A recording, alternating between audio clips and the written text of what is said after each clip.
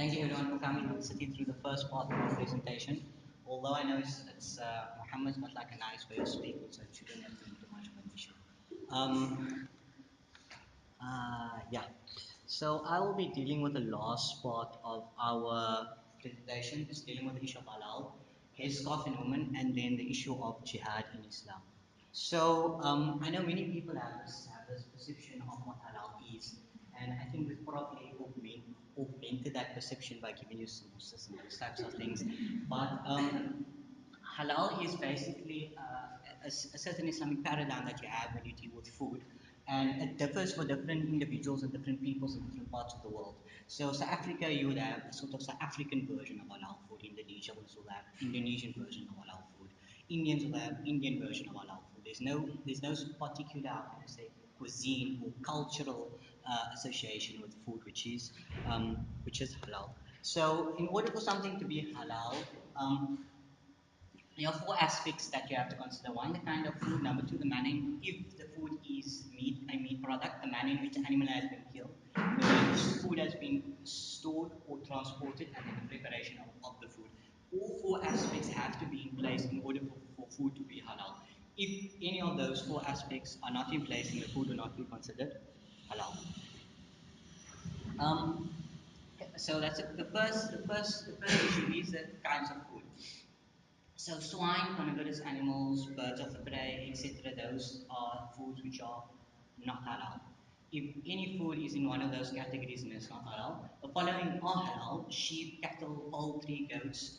Um, I didn't put everything in there because I just put the things in here which are which are the most common, such as, for example, I mean, many people will come up and ask, is kudo halal, is is iguana halal, is springbok halal, etc. If you need to know, those foods are halal potentially, but obviously those types of meat I'm not going to include in my presentation because they're just not the norm. Um, all fruit and veg are halal, provided, of course, that the other three conditions are met. Any alcohol or intoxicants is not halal. So drinking, drugs, etc., those are all not halal. However, there is one exception to that rule, and that is if you need the intoxicants for medical purposes. Um, the next issue is the manner in which the animal has been slaughtered. So the animal must not die of natural causes, shouldn't be strangled, etc., etc., etc. The intention must be that you intend to slaughter this animal for the purpose, in accordance with the rules of God, for the purpose of sustaining your body and sustaining your family. So Islam doesn't allow you to kill animals for sport or for pleasure. Um, so basically, the animal would be slaughtered where the throat of the animal would be cut. One of the things which would happen is a few of the veins and the jugular vein as well as the windpipe would be severed. And one of the reasons for that is it severs the nerve that allows impulses to go to the brain. So that's one of the reasons that the animal doesn't feel pain. Another reason is because there's also usually that we try to allow the blood to drain from the animal, and one of the reasons, if you think about it, one of the reasons why we don't want blood festering in the animal is because it could potentially lead to the festering of bacteria and other types of microbials. Um, I'm not exactly sure how academic the study is, but there has been a study done at the University of Hanover in Germany, and they found that the Islamic manner of slaughtering has been found to be the least painful manner of slaughtering.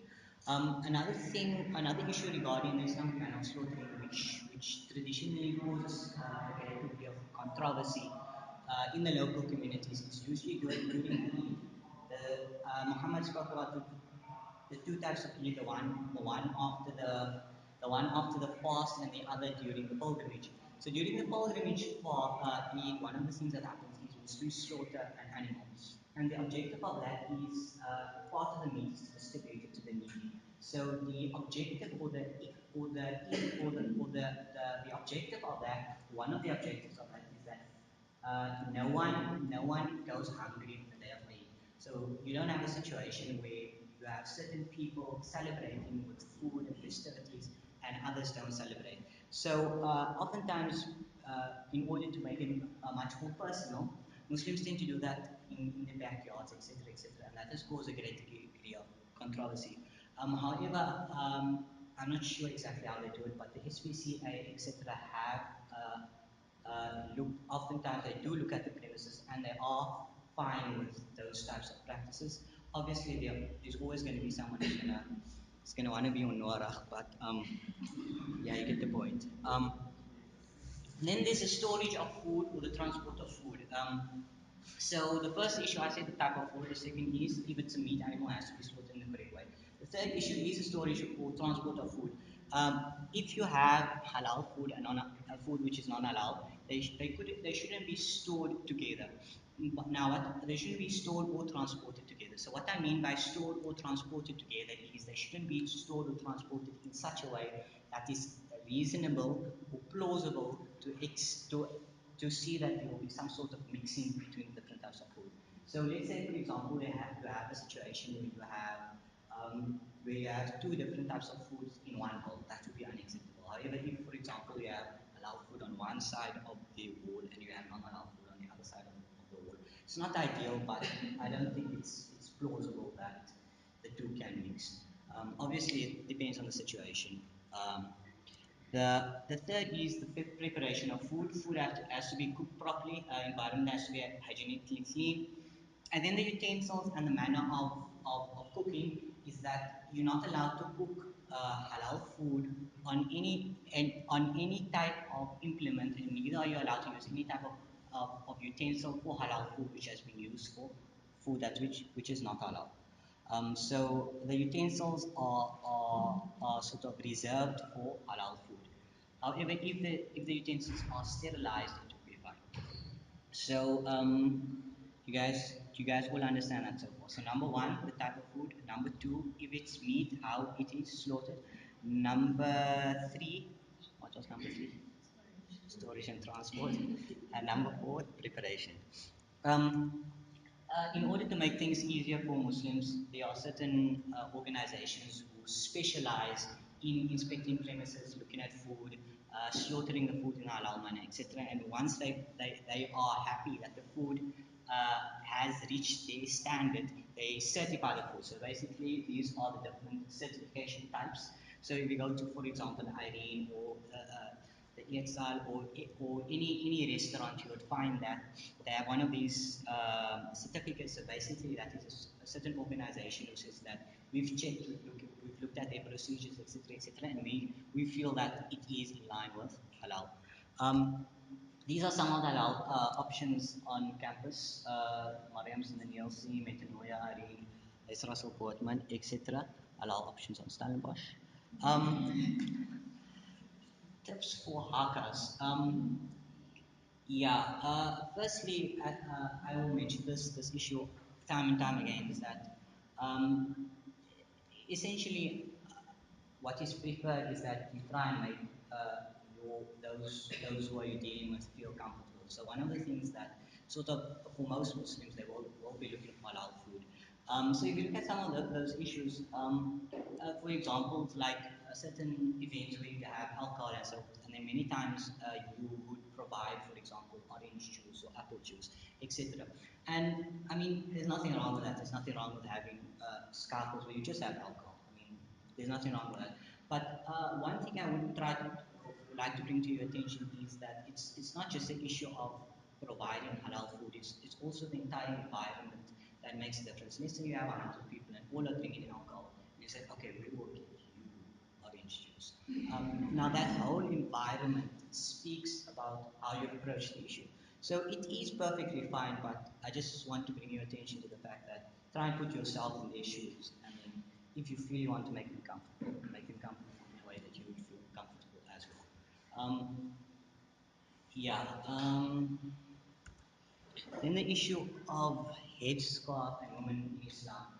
Generally, I prefer not talking about this topic for obvious reasons. Um, um, the person who was actually supposed to speak about this topic, she got the dates mixed up, and she had to write a test today. So unfortunately, you guys are stuck with me. Um, as just a few examples of the headscarf, that's Mother Mary, that's Mother Teresa, and then that's, well, actually, I don't know what that is, but anyway. Um, Islam, yeah, women in Islam.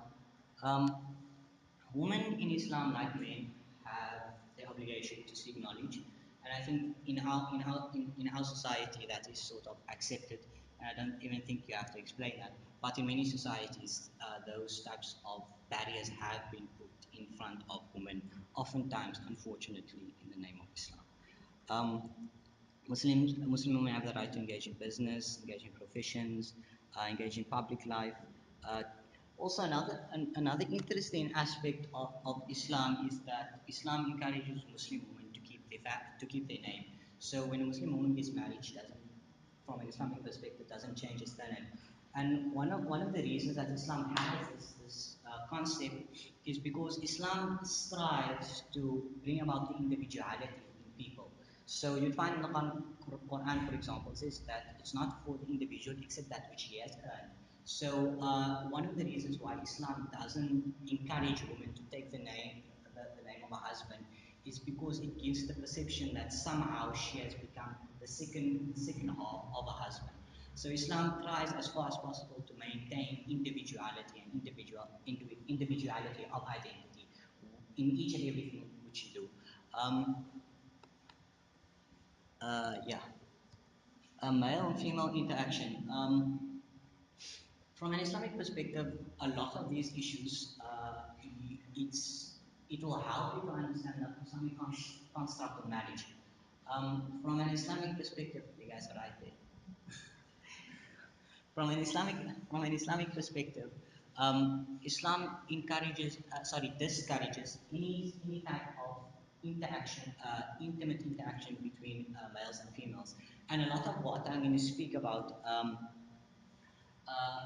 well, once you have that understanding at the back of your mind, it will help you understand a lot of the issues that I am speaking about. So, from an Islamic perspective, we try as far as possible to keep contact between opposite sexes to a minimal. It's also considered to be improper for opposite sexes to touch, like shaking hands, hugging, etc. Um, One thing I did mention already, and I'll mention again, that different people have different relations with their religion, and I think it goes without saying that a different Muslim women and different Muslim men are going to have different ways in which they see these issues. But why I'm bringing this up is because it is part of Islam, and you are going to find Muslim men and Muslim women who choose to follow these rules. And I feel that you should be aware of it if it comes up. For example, in our society, if someone reaches out their hand to you, it's considered to be impolite if you don't take their hand. Or if someone comes and hugs you, for example, it's considered to be impolite if you shove back, etc. So do understand that from an Islamic perspective, the reverse is considered to be impolite. If you as a woman reach out your hand for a man, you as a man reach out your hand to the woman, or if you want to hug them, that is considered to be improper from an Islamic perspective. But as I said, most Muslim men and women, they aren't that strict in how they practice their religion. But as I said, it is an issue, and you should be aware of it. Then it's a lowering of the gaze. Again, the issue is that if, for example, you have a man and a woman, when they look at the opposite sex, you don't look directly at the woman. You don't stare at the woman. So, like, I mean, if like a woman comes, it's not like, oh, hello, hello. I mean, it's just that you don't look at it directly. So like the woman would come, so you stop there. You just don't look at the woman like directly. And again, the same issue in our society is considered to be impolite. That if someone speaks to you, don't look back. If you look away, or like if someone's like coming here, you're like, hello. That's considered to be impolite and improper. But from an Islamic perspective, it is considered to be an act of modesty and respect towards the other sex when you don't look at them. Because again, from an Islamic perspective, Islam tries not to focus on the outer, and focus a bit more on the inner. Um, so activities such as car cleaning, etc., might be somewhat of an issue. Um, then you have the issue of the awrah. The issue of the awrah is basically a specific area of the body that Islam deems it improper that that area of the body is uncovered, except between husband and wife and between family members. So anything where Muslim men and women are expected to expose themselves would be going against the teachings of Islam. So, like for example, you oftentimes find that Muslim women they would wear a scarf, and that is one of the reasons why they do wear a scarf in order to cover the head. However, amongst Muslim women amongst themselves, those rulings don't apply. Only in the presence of men. So, if for example you have a all-female race, you find oftentimes that women would remove their scarves, but the moment they leave the race, they would put the scarves on. That is basically the area that has to be covered for males and females. Um, yeah, why are Muslim women dressed like ninjas? Um, the word the word ninja is perhaps not the best word I could have used. If you do come across a Muslim woman who's like, please don't call her ninja. Please don't do it. Um, Either she is a ninja and something bad can happen, or she's not, and it's going to be polite. Um, Muslim women, as I said, are required to cover the entire body except the hands and the face. However, many Muslim women consider it to be an act of piety and an act of drawing the Muslim woman closer to their Creator when they choose to cover their face. So the actual word for it is niqab. I mean, in our culture, oftentimes the word parda is used, but it doesn't really matter. The best I usually just refer to it as the face veil. Um, yeah, advice on Muslim girls. I could have had a different topic, but anyway. Um, yeah. Uh, Advice on Muslim girls.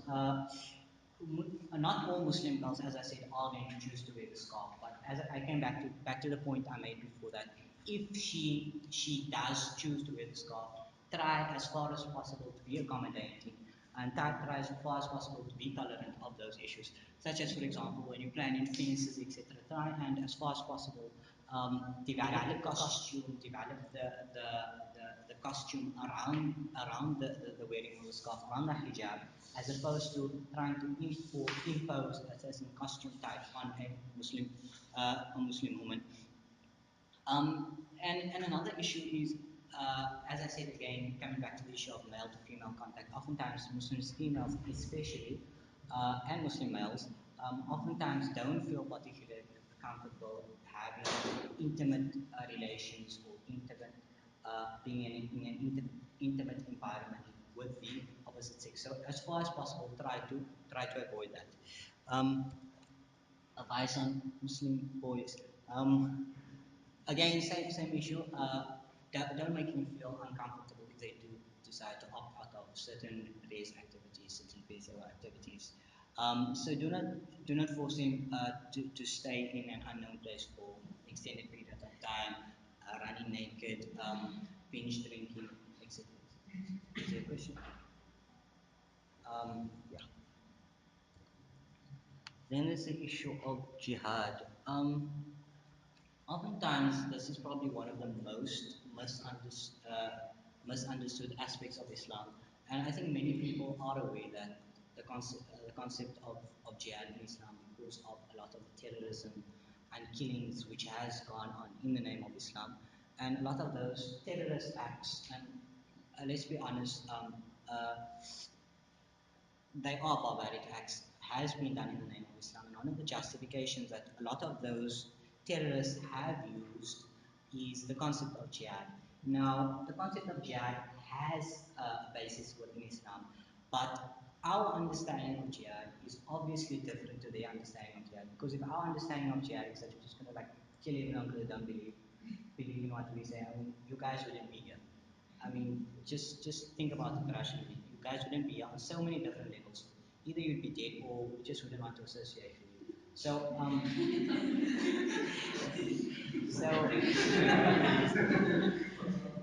so, so,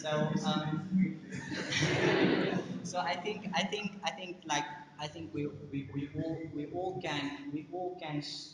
can have this discussion on the premise that terrorism and barbaric acts has no place in Islam. But I still think that the issue of jihad has to be explained because of how much of a misconception it is in Islam. So what exactly is jihad? Jihad linguistically means to strive or to struggle, right? To exert yourself in the attainment of a particular goal. So Islamic meaning, it could be a non-violent struggle within oneself to cultivate virtue. So, for example, you as an individual are not dutiful to your parents, you as an individual are not charitable, etc., etc., etc. And all of those issues come within the self. It's a spiritual striving for the individual to move from badness to goodness, to move from evil to goodness, to move from evil to righteousness. And that is one of the struggles that each and every individual has within himself. Do I do what I want to do, or do I do what I should do? And from an Islamic perspective, that is one of the dimensions of jihad.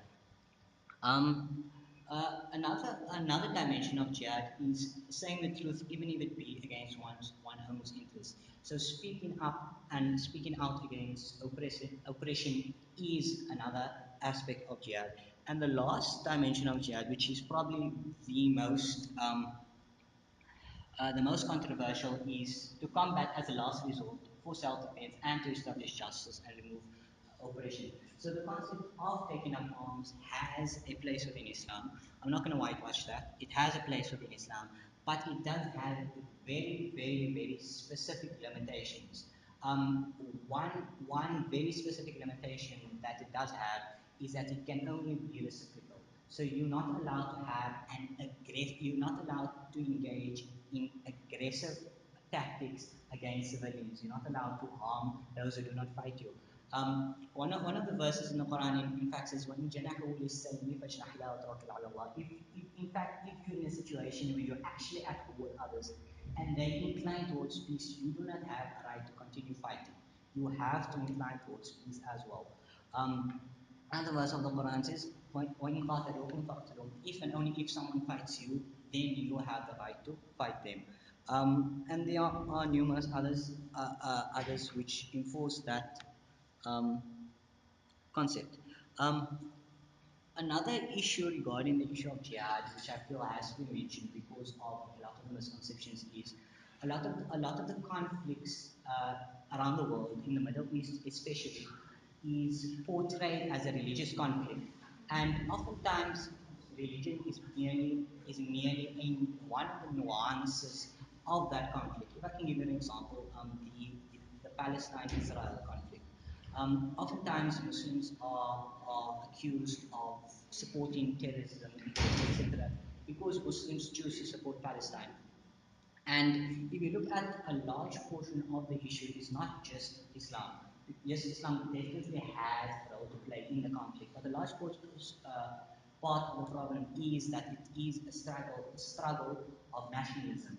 Um, I don't think anyone can seriously tell me that hundreds of thousands of people can be removed from their home, can have their farms and trees and orchards uprooted, can be made to live as refugees and second-class citizens in their own country, and they just going to accept that.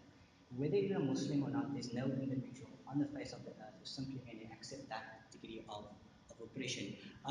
In fact, if you look at many other studies, even on the opposite side of the spectrum, there are many studies which have been done, which has polled the Israeli population, and oftentimes they found that a large portion of the Israeli population, the majority in fact, are secular Israelis. So in other words, essentially what secularism means is that you don't allow your religious views to influence how you feel your country should be run. In fact, a certain percentage, not very insignificant, in fact, do consider themselves to be inclining towards atheism and or agnostic beliefs. Um, yeah, I think that's about it. What else was I going to say?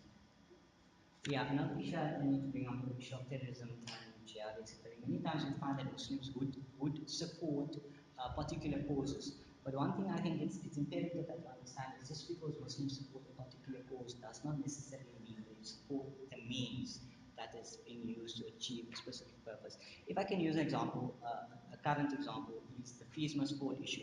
If you ask someone, do you agree with the fees must fall? And oftentimes people will tell you, no, we agree with it. Or people will tell you we don't agree with it. Some others will say, no, we agree with it.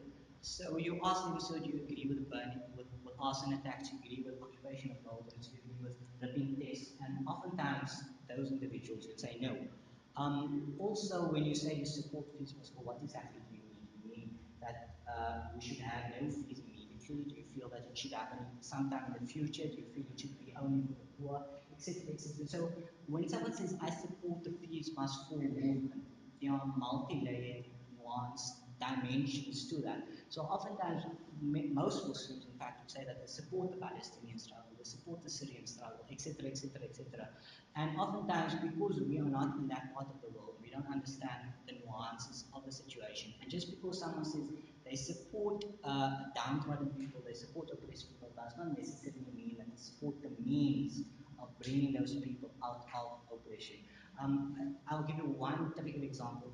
You won't find an established Muslim scholar who allows the killing of civilians and suicide bombings. But yet you find in almost every single conflict that occurs.